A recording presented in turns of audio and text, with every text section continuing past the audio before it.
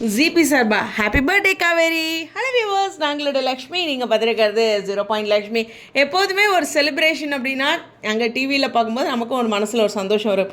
எடுத்த உடனே விஜய் என்ன சொல்ல வர்றாரு எல்லாத்துக்கும் தெரிஞ்சது தான். அவர் சொல்கிறதுக்குள்ளே குட்டி பாப்பா வந்து சொல்லிவிடுவா, குட்டி காவேரி அழகாக பொக்கே கொண்டுட்டு வந்து. ஸோ காவேரி அந்த இடத்துல ஹாப்பி. அந்த இடத்துல காவேரி ஒரு எமோஷ்னல் ஆவாங்க. அவங்க அம்மாவுக்கும் பிறந்தநாள்னு பாப்பா சொல்லும்போது காவேரியோட வியூவிலேருந்து பார்க்கும்போது அந்த குழந்தை மேலே ரொம்ப எமோஷ்னலாக தான் தெரியும் இல்லையா. நம்மளும் எல்லோரும் மனிதர்கள் இல்லையா. ஸோ அதே சமயம் விஜயும் ஒரு கிஃப்ட் கொடுக்குறாரு, சாக்லேட் தானே. ஸோ அந்த மாதிரி நம்ம 2 பேரும் லஞ்சில் சாப்பிட்லாம் மேம் அப்படின்றாங்க. சரி, விஜய் சைடில் பெருசாக எதிர்பார்த்தேன் அப்படிங்கிற விஷயத்துக்கும் விளக்கம் இன்னொரு வீடியோவில் நம்ம பேசலாம். அடுத்து ரொம்ப முக்கியமான விஷயம் வீட்டில். ஸோ இந்த இடத்துல வந்து அழகாக போய் விஜய் வந்து எல்லாத்தையும் சந்திக்கிறது அப்படின்ட்டு. ஏன்னா யமுனா கங்கா 2 பேர்த்துக்கிட்டையும் இந்த கங்காவுக்கு மட்டும் நல்ல எக்ஸ்ப்ரெசிவான ஃபேஸு. அதாவது ஒரு பெரியம்மா கேரக்டர் அவ்வளோ அழகாக பண்ணுறாங்க. விஜய் காவேரியோட அந்த லவ்னை நினச்சும் அவங்க அவ்வளோ அழகாக எக்ஸ்ப்ரெஷன் கொடுப்பாங்க.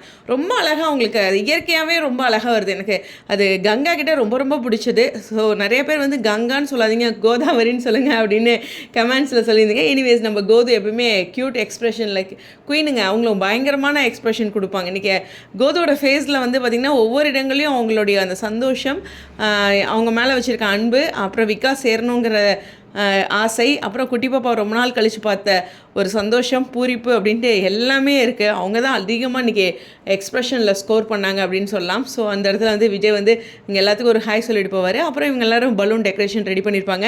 காவேரி தெரியாமல் கூட்டிகிட்டு வந்திருப்பாங்க. அதே சமயம் இந்த இடத்துல வந்து விஜயும் குட்டி காவேரியும் வருவாங்க. ஸோ எதுக்காக வெயிட் பண்ணோம் அப்படிங்கிற கேள்வியில் எப்போதும் போல் காவேரி கேட்டாலும் அந்த அழகாக எல்லோரும் கேக் கட் பண்ணுறது அப்படின்ட்டு இருக்கும்.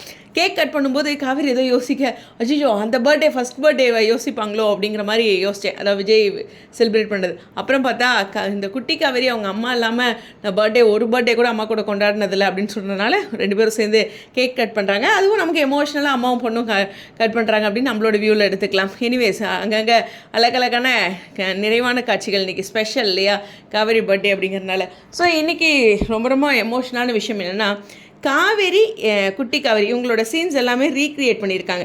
அதாவது காவேரி எப்படிலாம் பிஹேவ் பண்ணுவாங்களோ அவங்களுக்கும் விஜய்க்கும் உள்ள பாண்டிங்கை ஒரு சில சமயம் விஜய்க்கும் குட்டி காவேரிக்கும் காவேரிக்கும் காட்டுவாங்க. அதே மாதிரி அந்த ட்ரெஸ்ஸை தூக்கிட்டு காவேரி வர்றது, அந்த காவேரியோட பர்த்டே அன்றைக்கும் அந்த ட்ரெஸ்ஸை தூக்கிட்டு அவங்க வருவாங்க. கரெக்டாக அந்த சீன் அப்படியே அந்த கால் தடிக்க விட்டுரும், இப்படி தூக்கிட்டு வருவாங்க இல்லையா. அது பொதுவாக எல்லாரும் தூக்கிட்டு வரதான். பட் அந்த ரீக்ரியேஷன் பண்ண மாதிரி டீம் பண்ணியிருக்காங்க. அந்த ஒரு விஷயம்தான். கண்டிப்பாக இதுலேயும் எனக்கு சில வருத்தங்கள் இருக்குது. அதை அடுத்த வீடியோவில் பார்க்கலாம். இந்த வீடியோ பற்றி உங்களுடைய கருத்துக்கள் ஸ்டேடியம்.